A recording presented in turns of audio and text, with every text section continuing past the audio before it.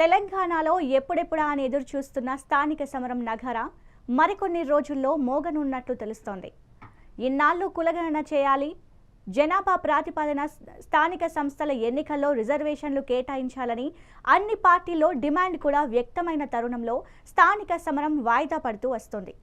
ఓవైపు ఎన్నికలు ఆలస్యం అవుతున్న తరుణంలో కేంద్రం నుండి రావాల్సిన నిధులు కూడా అందకపోవడంతో గ్రామాల్లో అభివృద్ధి కూడా కుంటుపడుతుందనే వాదన వినిపిస్తోంది. ఇదే సమయంలో రాష్ట్రంలో అధికారంలో ఉన్న కాంగ్రెస్ ప్రభుత్వం ఎట్టకేలకు స్థానిక సంస్థల ఎన్నికలకు సిద్ధమవుతున్నట్లు తెలుస్తోంది.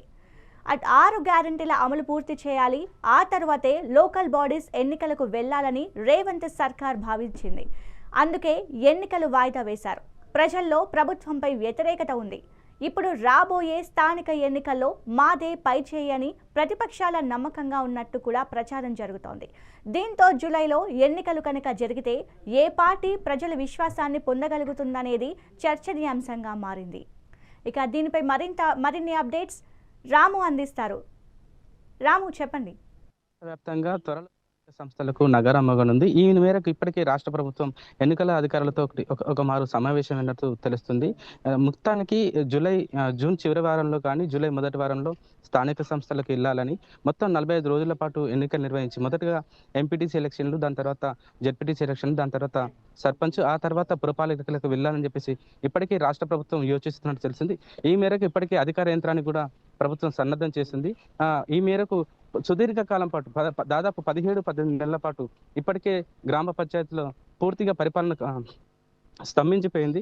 ఈ మేరకే కూడా రాష్ట్ర ప్రభుత్వం కూడా చాలా ప్రతిష్టాత్మకంగా తీసుకొని ఇప్పటికే గ్రామ పంచాయతీల్లో అధికారులు లేరు, సర్పంచులు లేరు కాబట్టి ఒకవైపు గ్రామాల్లో అభివృద్ధి కూడా పూర్తిగా కుంటుపడిందని చెప్పేసి విమర్శలు వస్తున్న నేపథ్యంలో ఒకవైపు పూర్తిగా కూడా ఏదైతే 6 గ్యారెంటీలు అయితే కాంగ్రెస్ పార్టీ అనుకుందో 6 గ్యారెంటీల్లో భాగంగా ఈ ఎన్నికల లోపు కూడా పూర్తిగా రైతు భరోసా సంబంధించిన నిధులు కూడా రైతుల అకౌంట్లో వేసిన తర్వాతనే పూర్తి స్థాయిలో ఎన్నికలకు వెళ్ళాలని చెప్పేసి ప్రభుత్వం కూడా యోచిస్తుంది. మొత్తానికి ఈ బీసీ డెడికేషన్ కమిషన్ కూడా ఒక సిఫారసు తయారు చేసింది. ఆ సిఫారసు మేరకే దీనికి సంబంధించిన రిజర్వేషన్లు ఖరారు చేయాలని చెప్పేసి పురపాలికలతో పాటు స్థానిక సంస్థల ఎన్నికలకు సంబంధించిన రిజర్వేషన్లు పూర్తి చేయాలి. దాని తర్వాత స్థానిక సంస్థల ఎన్నికలకు వెళ్ళాలని చెప్పేసి రాష్ట్ర ప్రభుత్వం చాలా ప్రతిష్టాత్మకంగా తీసుకుంది. 16 నెలల పాటు ఎన్ని సంక్షేమ పథకాలు ఏర్పాటు చేసినా కూడా ప్రజల్లో ఇంత కాంగ్రెస్ పార్టీ పైన, కాంగ్రెస్ ప్రభుత్వం పైన కొంతమేర విమర్శలు వస్తున్న తరుణంలో కూడా ఈ స్థానిక సంస్థల ఎన్నికలను పూర్తి స్థాయిలో కూడా చాలా ప్రతిష్టాత్మకంగా తీసుకొని ఖచ్చితంగా ఏదైతే 16 నెలల క్రితం ఏర్పడిన ప్రభుత్వం ఉందో అది కొనసాగింపుగా ఖచ్చితంగా కూడా స్థానిక సంస్థల ఎన్నికలు మెజార్టీ స్థానాలు సాధించాలని కాంగ్రెస్ పార్టీ ఒకవైపు యోచిస్తుంటే కాంగ్రెస్ పార్టీ పైన ప్రభుత్వం పైన ఒక వ్యతిరేకతను ఖచ్చితంగా క్యాష్ చేసుకోవాలని చెప్పేసి బీఆర్ఎస్ కూడా చాలా గట్టిగా ప్రయత్నిస్తుంది.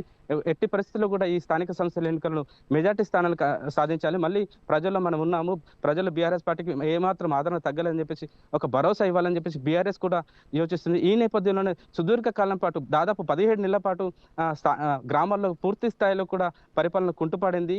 ఎక్కడ ప్రత్యేక అధికారులు లేరు, సర్పంచులు అందుబాటులో లేకుండా కూడా ప్రజలు తీవ్ర స్థాయిలో ఇబ్బంది పడుతున్న నేపథ్యంలో ప్రభుత్వం కూడా ఖచ్చితంగా కూడా ఈ జూన్ చివరి వారంలో కానీ జూలై మొదటి వారంలో ఖచ్చితంగా ఈ స్థానిక సంస్థలకి సంబంధించిన నోటిఫికేషన్ రిలీజ్ చేయాలి. ఆగస్టు 15 లోపు ఎన్నికల ప్రక్రియ పూర్తి స్థాయిలో కంప్లీట్ చేసి ఆగస్టు 15 రోజు స్వాతంత్ర దినోత్సవం రోజున కొత్త పాలక మండలితో ఖచ్చితంగా కూడా జెండా ఆవిష్కరణ చేయాలి. ప్రజలకు మరోసారి మనం ఉన్నామని చెప్పేసి భరోసా కల్పించాలని చెప్తుంది. వరంగల్ ఉమ్మడి జిల్లా వ్యాప్తంగా కూడా 1650 గ్రామ పంచాయతీలు. ఈ గ్రామ పంచాయతీలకు గాను కూడా గతంలో జరిగిన సార్వత్రిక ఎన్నికల్లో బీఆర్ఎస్ పార్టీ 2 స్థానాలు, కాంగ్రెస్ పార్టీ 10 స్థానాలు కైవసం చేసింది. దాని తర్వాత కూడా జరిగిన రాజకీయ పరిణామాల్లో భాగంగా కడియం శ్రీహరి మళ్ళీ కాంగ్రెస్ పార్టీకి వెళ్ళడం, దాని తర్వాత జనగామ కేవలం బీఆర్ఎస్ పార్టీకి జనగామ మాత్రమే దిక్కైంది, కేవలం ఒక స్థానం జనగామ. దాని తర్వాత కూడా ఒక 2 ఎంపీ స్థానాలు కూడా కాంగ్రెస్ పార్టీ కైవసం చేసింది. మొత్తానికి కూడా ఎట్టి పరిస్థితుల్లో మనకు ఏదైతే సార్వత్రిక ఎన్నికల్లో మన మెజార్టీ ఉందో ఆ మెజార్టీని ఖచ్చితంగా కాపాడుకోవాలి. దానికి రెట్టింపు విజయంగా, ఎందుకంటే గతంలో చాలా వరకు కూడా బీఆర్ఎస్ హ్యాట్రిక్ విజయం సాధించి మెజార్టీ స్థానాలు గ్రామ పంచాయతీలు గెలుచుకునే పరిస్థితి. కానీ ఈసారి సీనా విధంగా లేదు. ఖచ్చితంగా కూడా కాంగ్రెస్ పార్టీ ఏదైతే అనుకుంటుందో మెజార్టీ స్థానాలు కైవసం చేసుకోవాలి, మున్సిపాలిటీలు కూడా కైవసం చేసుకోవాలి. ఖచ్చితంగా కూడా ఏదైతే సార్వత్రిక ఎన్నికల్లో ఉందో దాన్ని కొనసాగింపుగా ఈ స్థానిక సంస్థల ఎన్నికల్లో కూడా బంపర్ మెజార్టీ సాధించాలని చూస్తుంది. ఇంకోవైపు బీజేపీ పరిస్థితి అందుకు భిన్నంగా ఉంది. కేవలం కొన్ని నియోజకవర్గాలు మాత్రమే బీజేపీకి సరైన అభ్యర్థులు ఉన్నారు. ఉన్నారు. వాళ్ళ పోటీ కూడా నామమాత్రంగా ఉందని చెప్పి ఈ పోటీలో మాత్రం రసవత్తంగా సాగుతుంది. కేవలం బీఆర్ఎస్ కాంగ్రెస్ మధ్యలో ఈ పోటీ తీవ్రంగా ఉంటుందని చెప్పేసి చర్చలు సాగుతున్నాయి.